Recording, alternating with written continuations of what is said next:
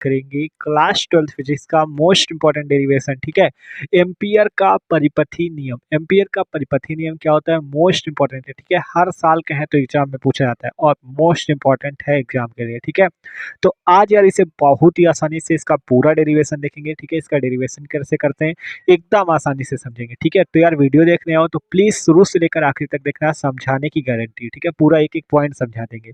तो चलो बात करते हैं एम्पियर का परिपथी नियम क्या होता है, बस वीडियो को आखिरी तक देखते रहना। तो देखो, ये एम्पियर का जो परिपथी नियम है आपका, ये गॉस की नियम के जैसे, आपने जो गॉस की प्रमेय पढ़ी थी, ठीक है, उसी के जैसा है आपका एम्पियर का परिपथी नियम। देखो इसमें क्या होता है, पहले इसकी थ्योरी समझो, फिर इसका सूत्र बताते हैं, फिर इस चित्र को समझेंगे और फिर डेरिवेशन देखेंगे। ठीक है, तो देखो पढ़ो, कह रहा है किसी बंद परिपथ की सीमा के अनुदिश चुंबकीय क्षेत्र बी वेक्टर का रेखीय समाकलन पथ द्वारा घिरी नेट धारा I का म्यू नॉट गुना होता है। देखो ये कोई बंद परिपथ है, ठीक है, जिसपे जो चुंबकीय क्षेत्र बी वेक्टर है उसका रेखीय समाकलन। देखो रेखीय समाकलन, समाकलन का चिन्ह होता है ये इंटीग्रेशन। रेखीय समाकलन क्या है तो इस टाइप से कर देना। ठीक है, तो देखो करते हैं। कह रहा है किसी बंद परिपथ की सीमा के अनुदिश, ये कोई बंद परिपथ है, इसकी सीमा के अनुदिश चुंबकीय क्षेत्र बी वेक्टर का रेखीय समाकलन, अर्थात आपको इस टाइप से रेखीय समाकलन।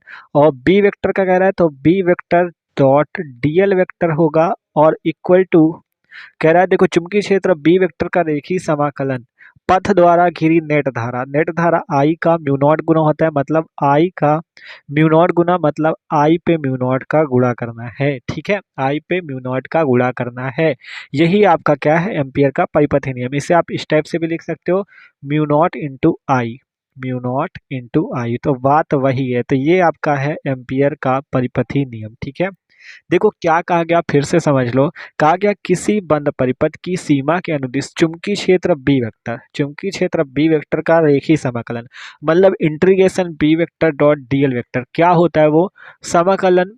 देखो कहा गया चुंबकीय क्षेत्र बी वेक्टर का रेखीय समाकलन पथ द्वारा घिरी नेट धारा, पथ द्वारा घिरी नेट धारा आई का कितने गुना होता है म्यू नॉट। मान लो जैसे 2 गुना आ जाता है तो 2 का गुणा किया जाता है, 3 गुना तो 3 का गुणा, उसी प्रकार म्यू नॉट गुना तो म्यू नॉट का गुणा, मतलब म्यू नॉट इंटू आई। तो ये भैया होता है एम्पियर का परिपथी नियम। ठीक है, तो ये इसकी थ्योरी, ये इसका सूत्र, आप इसके चित्र को समझेंगे और इसी सूत्र का हम लोग निगमन करेंगे। ठीक है, इसी सूत्र का डेरिवेशन करना है। तो इसकी थ्योरी देख सकते हो, किसी बंद परिपथ की सीमा के अनुदिश चुंबकीय क्षेत्र बी वेक्टर का रेखीय समाकलन पथ द्वारा घिरी नेट धारा का आई, धारा आई का म्यू नॉट गुना होता है, अर्थात close integration B d l equal to mu naught I. ठीक है, तो अब आप इसका स्क्रीनशॉट ले लो, जिससे फिर हम आपको आगे का डेरिवेशन इसका बताएं कि इसका डेरिवेशन कैसे करना है। ठीक है, तो देखो स्क्रीनशॉट ले लो। ठीक है, तो चलो देखते हैं अब इसकी थ्योरी और इसका पूरा चित्र समझते हैं। तो देखो इसकी थ्योरी पढ़ते जाना है। देखो थ्योरी कुछ कभी रटी नहीं जाती, किसी भी डेरिवेशन पे थ्योरी नहीं रटी जाती, चित्र समझा जाता है, चित्र से ही थ्योरी अपनी भाषा में लिख ली जाती। देखो आपको लिखना क्या है, माना कागज के तल के लंबवत एक लंबी तार एक्स वाई है। देखो आपको एक लंबी तार एक्स वाई बना लेनी है, एक लंबी तार ये एक्स और वाई है। ठीक है, फिर क्या करना है, जिसमें ऊपर की ओर धारा आई प्रवाहित होती, ऊपर की ओर धारा आई प्रवाहित होती है। माना आर त्रिज्या का एक वृत्तीय पथ है, तो आपको यहाँ पे एक वृत्तीय पथ बना लेना है जिसकी त्रिज्या कितनी है आर है। ठीक है, जिसकी त्रिज्या कितनी है आर है, तो ये इसकी त्रिज्या हो गई आर। ठीक है, आर है, जिसका केंद्र ओ है, तो ये वाला केंद्र है, ये ओ है, बस इतना सा है सिस्टम। देखो क्या कहा गया, माना कागज के तल के लंबवत, कागज मान लो ये बोल्ड है, जैसे बोल के तल के लंबवत। ठीक है, इस टाइप से एक लंबी तार एक्स वाई है, तो एक्स वाई ये एक तार हो गई। ठीक है, जिसमें ऊपर की ओर धारा आई प्रवाहित होती है, तो हमने आई धारा ऊपर की ओर प्रवाहित कर दी। फिर कहा माना आर त्रिज्या का वृत्तीय पथ है, वृत्तीय पथ का मतलब इस टाइप से वृत्त। ठीक है, तो एक वृत्तीय पथ बनाया जिसकी त्रिज्या क्या है आर है। ठीक है, जिसका केंद्र ओ है, तो ओ केंद्र हो गया। ठीक है, अब हमें एम्पियर के परिपथी नियम में निकालना है चुंबकीय क्षेत्र। तो मान लिया यहाँ पे एक बिंदु P है, ठीक है, जिसपे बी वेक्टर और डीएल वेक्टर, बी वेक्टर क्या है चुंबकीय क्षेत्र, डीएल वेक्टर क्या है एक छोटा सा भाग होता है, जैसे इतना छोटा सा भाग ले लिया जाए। ठीक है, तो ये डीएल वेक्टर एक ही दिशा पे कार्यरत है, अर्थात इनके बीच थीटा का जो मान है वो 0 डिग्री। ध्यान से समझो, बी वेक्टर और डीएल वेक्टर एक ही दिशा पे कार्यरत है, अर्थात थीटा का मान 0 है। ठीक है, और फिर क्या किया, इसी पी बिंदु पर आपको एम्पियर का परिपथी नियम दिखाना भी है। ठीक है, तो चलो इतना बात समझ गए। थ्योरी क्या लिखोगे, माना कागज के तल के लंबवत एक लंबी तार XY है जिसमें ऊपर की ओर धारा I प्रवाहित होती है।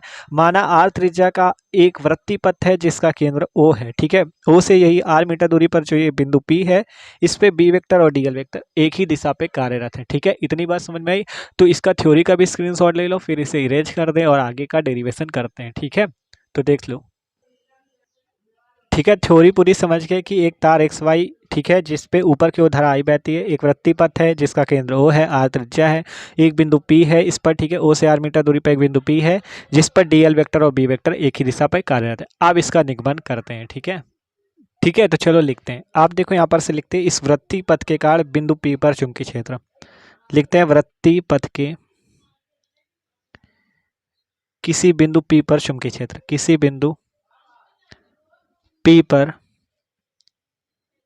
चुंबकीय क्षेत्र, चुंबकीय क्षेत्र B बराबर क्या हो जाएगा, फॉर्मूला होता है म्यू नॉट अपॉन 4 पाई 2I/R। ठीक है, इसे मान लो समीकरण नंबर 1। देखो ध्यान से समझो, वृत्तीय पथ है ये। ठीक है, वृत्तीय पथ के किसी बिंदु P पर चुंबकीय क्षेत्र का फॉर्मूला होता है B = म्यू नॉट अपॉन 4 पाई 2I/R। ठीक है, इसके पहले वाला जो डेरिवेशन मैंने देखा था, परिमित लंबाई के ऋजुरेखी धारावाही चालक तार के कारण चुंबकीय क्षेत्र। ठीक है, तो उस पर हमने आपको फॉर्मूला निकलवाया था, उसी का ये फॉर्मूला निकला था B = म्यू नॉट अपॉन 4 पाई 2I/R। ठीक है, तो इसीलिए हमने ये वाला फॉर्मूला लगाया है B = म्यू नॉट अपॉन 4 पाई 2I/R। तो वो वाला भी डेरिवेशन देख लेना। तो आप सिंपल ये लिखोगे, वृत्तीय पथ के किसी बिंदु P पर चुंबकीय क्षेत्र ये आएगा। ठीक है, आप देखो आगे क्या कर। ठीक है, एकदम मतलब थ्योरी लिखना भी बता रहे हैं कि पेपर पे कोई नंबर ना काटे। तो देखो अब आगे क्या लिखेंगे, चुंबकीय क्षेत्र का, चुंबकीय क्षेत्र B का, ठीक है, चुंबकीय क्षेत्र। तो देखो अब आपको लिखना है चुंबकीय क्षेत्र का पथ के अनुदिश रेखीय समाकलन, मतलब चुंबकीय क्षेत्र का पथ के अनुदिश क्या निकालोगे, रेखीय समाकलन। क्या हो जाएगा, integration close B vector dot DL vector. यही तो आएगा क्या, चुंबकीय क्षेत्र का पथ के अनुदिश रेखीय समाकलन, close integration B vector dot DL vector. ठीक है, अब इसको आप क्या लिख सकते हो, देखो जब जैसे आपका A vector dot B vector होता है तो उसे हम लिख देते हैं A vector dot B vector को लिख देते हैं AB cos थीटा। ठीक है, अगर A vector dot B vector तो AB cos थीटा, और अगर A vector cross B vector तो उसे लिखते हैं AB sin थीटा। ठीक है, और आगे इन कैप भी लगता है। तो A वेक्टर B वेक्टर हमें समझना है, इसे ना समझो, केवल इतना समझो, A vector dot B vector को AB cos थीटा लिखते हैं। तो उसी प्रकार BDL को क्या लिखेंगे, BDL cos थीटा। तो इसी प्रकार से क्या लगेगा यहाँ पर से इंटीग्रेशन और BDL cos थीटा। L कहाँ चला गया, ठीक है, BDL cos थीटा।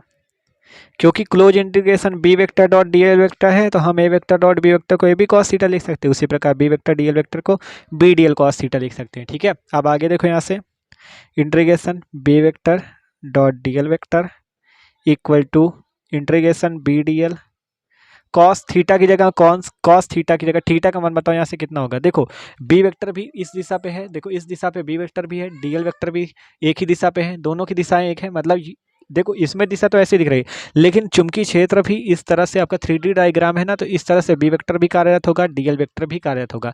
तो सिंपल ये समझो B वेक्टर और DL वेक्टर की दिशा एक है, तो थीटा का मान हो जाएगा 0 डिग्री।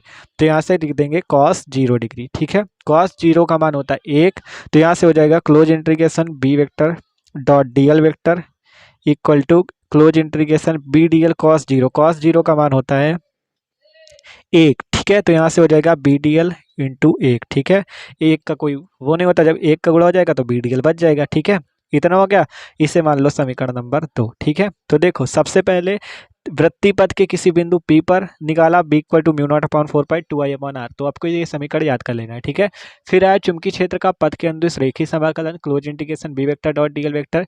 जैसे वेक्टर डॉट B वेक्टर को AB cos थीटा लिखते हैं, उसी प्रकार BDL cos थीटा लिख दिया। थीटा का मान होगा 0 क्योंकि B और DL एक ही दिशा पे है, तो BDL cos 0, cos 0 का मान होता है 1, तो BDL आ गया। इसे मान लिया समीकरण 2। इतना हो गया, तो अब इसका स्क्रीनशॉट ले लो फिर बताएं। ठीक है, ठीक है, अब आगे देखो, अब आगे इस पे समझते हैं। ठीक है, देखो B की वैल्यू ये है तो यहाँ पे B की वैल्यू रख देते हैं। देखो integration B vector dot DL vector equal to close integration B की वैल्यू आई थी म्यू नॉट अपॉन 4 पाई 2I/R। ठीक ठीक है। ये बी की वैल्यू देख लो ध्यान से, बी की value mu naught upon 4π2i/r, तो यहाँ पे म्यू नॉट अपॉन 4π2i/r रख दिया, आगे हो जाएगा dl। ठीक है, इतना हो गया। आप क्या करो, एकदम आसान, देखो केवल बी की वैल्यू यहाँ पे रखी, dl उसी तरह आप देखो B vector dot dl vector equal to, इतनी वैल्यू आपको बाहर ले लेनी है, म्यू नॉट अपॉन 4π2i/r, और यहाँ पे इंटीग्रेशन dl, देख लो ध्यान से, mu naught upon 4π2i/r integration dl। ठीक है, अब यहाँ से हो जाएगा integration B vector dot dl vector equal to mu naught upon 4π2i/r, और यहाँ से देखो ये dl जो है एक छोटा सा पार्ट होता है, dl जो है एक छोटा सा पार्ट होता है, और जब इंटीग्रेशन किसी चीज़ का समाकलन करते हो तो मतलब उसका पूरा पूरा भाग हो जाएगा। dl एक छोटा सा भाग है, अगर आप dl का समाकलन कर दो तो मतलब पूरा भाग, तो वृत्ताकार पथ का जब पूरा भाग होगा तो उसे कहेंगे वृत्त की परिधि। तो आपको यहाँ से लिख देना है इंटीग्रेशन dl इक्वल टू वृत्त की परिधि, वृत्त की परिधि, और वृत्त की परिधि का फॉर्मूला होता है 2πr। ठीक है, त्रिज्या r हो तो r, और भी कोई हो a या b कुछ भी हो तो ठीक है, तो 2π इंटू त्रिज्या, सिंपल समझो 2πr। तो यहाँ से हम इसकी जगह लग देंगे 2πr। मतलब देखो ध्यान समझो, dl होता है एक छोटा सा भाग, और पूरा मतलब इंटीग्रेशन या समाकलन का चिन्ह लगा है तो मतलब पूरा भाग, तो मतलब वृत्त की परिधि के बराबर 2πr रख देंगे। यहाँ r से r कैंसिल्ड। ठीक है, अब क्या बचा, integration B vector dot dl vector equal to mu naught upon 4π, फिर और क्या बचा 2i इंटू 2π, जो जो बचा वही लिख दिया, mu naught upon 4π 2i into 2π।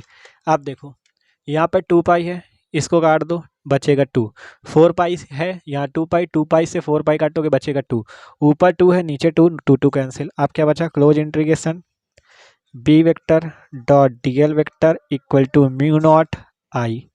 तो ये क्या है, एम्पियर का परिपथी नियम। ठीक है, तो देख सकते हो एकदम आसानी से इसका डेरिवेशन हो चुका है।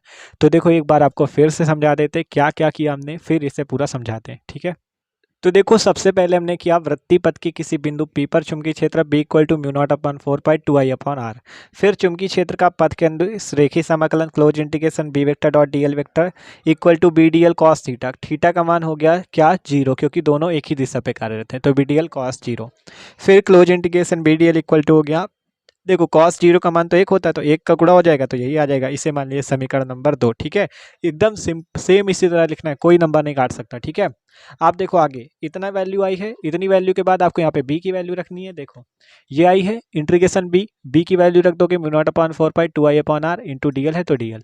आप देखो आगे इतना आ गया, आप इसे सॉल्व कर लो, ये वैल्यू है इसे बाहर ले लो और अंदर dl। ठीक है, dl क्या है, छोटा सा भाग है, और इंटीग्रेशन जब उसका समाकलन करोगे तो पूरा भाग आ जाएगा, मतलब वृत्त की परिधि, यहाँ पे लिख लेना वृत्त की परिधि। ठीक है, 2πr रख देना, यहाँ पे r से r कैंसिल, 2π से काटोगे 4π को तो 2 आ जाएगा, और इस 2 से 2 को काट देना, बचेगा integration B dl equal to mu naught I. ठीक है, तो ये है भाई, देख सकते हो एकदम आसानी से आपका एम्पियर का परिपथी नियम। तो वीडियो अच्छा लगा हो तो लाइक कर देना, चैनल पे न हो तो सब्सक्राइब जरूर कर देना। Okay, thanks for watching this video.